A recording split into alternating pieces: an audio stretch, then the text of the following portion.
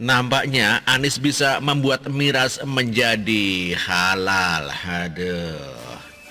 Kadang saya heran dengan nalar yang dipakai oleh kubu oposisi dan kaderun dalam menilai Presiden Jokowi. Mereka seperti sudah tidak memiliki nalar logis dan objektivitas dalam menilai Presiden Jokowi. Kebencian yang sangat akut yang bercokol di dalam hati memang bisa merusak nalar. Seperti yang kita tahu, oposisi dan kaderun amat benci kepada Presiden Jokowi. Apapun kebijakan Presiden Jokowi selalu dianggap buruk. Kebijakan yang jelas-jelas baik saja masih dianggap buruk. Apalagi kebijakan yang sekilas terlihat tidak baik jelas akan semakin dinilai buruk. Jokowi diajar habis-habisan ketika membuat kebijakan memberikan izin investasi minuman keras khusus untuk wilayah di mana minuman keras sudah menjadi budaya atau kearifan lokal, yaitu Bali, Papua, Sulawesi Utara, NTT, dan Papua. Jokowi dituding sebagai presiden yang hendak membuat masa depan anak bangsa hancur oleh minuman keras. Jokowi dianggap pemimpin yang rusak karena melegalkan minuman keras. Tudingan-tudingan seperti itu sebenarnya sudah sering terjadi, bukan kali ini saja. Sejak hendak maju Pilpres 2014, Jokowi sudah dituding PKI. Ketika sudah menjadi presiden, Jokowi dituding anti Cina, anti ulama, dan diktator. Bagi oposisi dan kaderun, hal-hal yang jelas kehalalannya saja bisa menjadi haram jika dilakukan Jokowi. Lebih-lebih jika hal itu yang subat atau abu-abu. Penilaian kepada Jokowi berbanding terbalik dengan penilaian kepada Anies. Anies dianggap sebagai pemimpin cerdas, religius, dan pro umat Islam. Padahal jelas-jelas Anies mantan rektor Universitas Paramadina itu di kampusnya yang dikenal liberal. Anies bertransformasi menjadi sosok fundamental demi meraih jabatan gubernur DKI. Sederet kinerja buruk yang membuat Jakarta semakin terpuruk dianggap sebagai kesuksesan Anies. Anies disebut sebagai gubernur Indonesia karena pintar berbahasa Inggris di forum internasional. Nalar kaderun dan oposisi dalam menilai Anies juga tidak logis. Jika hal baik yang ada pada Jokowi dinilai buruk, sebaliknya hal buruk yang ada pada Anies dinilai baik. Sama-sama tidak logis dan ngawur. Jika Jokowi hanya memberikan izin investasi minuman keras hanya di Bali, Papua, Sulawesi Utara, dan NTT, Pemprov DKI di bawah kepemimpinan Anies bahkan memiliki saham 26% di perusahaan bir Delta Jakarta Tbk. Pemprov DKI mendapatkan penghasilan dari perusahaan bir yang duitnya bisa menjadi untuk membayar TGOPP yang notabene berasal dari partai oposisi dan untuk hibah ormas sebelum FPI dibubarkan. Ironisnya tidak ada satupun dari oposisi ataupun kaderun yang mengecam Anies. PKS diam dan membisu karena bisa jadi mulutnya sudah disumpal oleh Anies.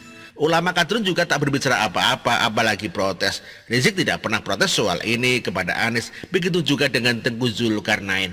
Akun Twitternya tidak pernah nyinyirin Anies yang tak melepas saham di PT Delta Jakarta Tbk.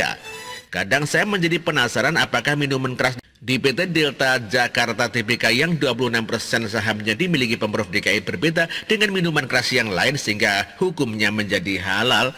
Atau jangan-jangan Anies memiliki kemampuan untuk membuat minuman keras menjadi halal. Saya kira yang namanya minuman keras dimanapun sama saja bisa membuat orang mabuk bagi siapapun yang tidak biasa meminumnya. Bedanya mungkin Anies memiliki kemampuan untuk membuat sesuatu yang haram menjadi halal. Sebab karena gubernurnya seiman, maka yang haram menjadi halal. Jika gubernurnya tidak seiman, maka hal yang halal pun bisa menjadi haram. Ahok yang non-muslim pun dianggap haram memimpin DKI Jakarta. Sebetulnya bukan hanya soal miras yang di sisi Anies menjadi halal. Tempat prostitusi seperti Alexis juga menjadi halal asalkan Anies yang menjadi gubernur DKI Jakarta. Meskipun Ahok telah membubarkan tempat prostitusi Kalijodo, bagi kaderun Ahok tetap saja haram memimpin DKI Jakarta. Kedepan mungkin saja akan banyak sekali hal-hal yang haram menjadi halal asalkan Anies yang menjadi pemimpinnya. Musibah akan dianggap sebagai anugerah sebab memiliki pemimpin seiman adalah berkah tersendiri bagi kaderun. Anies mungkin bisa menjadi satu-satunya orang yang punya kemampuan menjadikan sesuatu yang haram menjadi halal. Di mana kemampuan seperti ini tidak dimiliki oleh ulama manapun di dunia. Anies mungkin bisa menjadi lebih lama. Bagi Anies, kaderun memang sudah seperti dewa. Aduh, Nis. Artikel ini ditulis oleh Ayas. Terima kasih.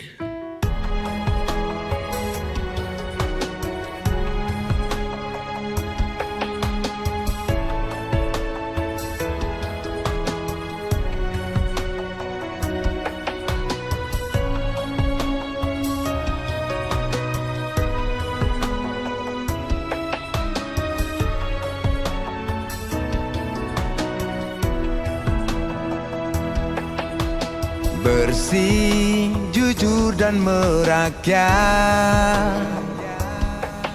berbuat demi masa depan kami.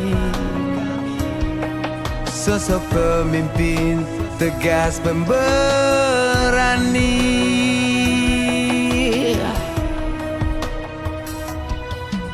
Kamu tidak tergantikan, terbukti baktimu untuk negara Indonesia Timur bersuara.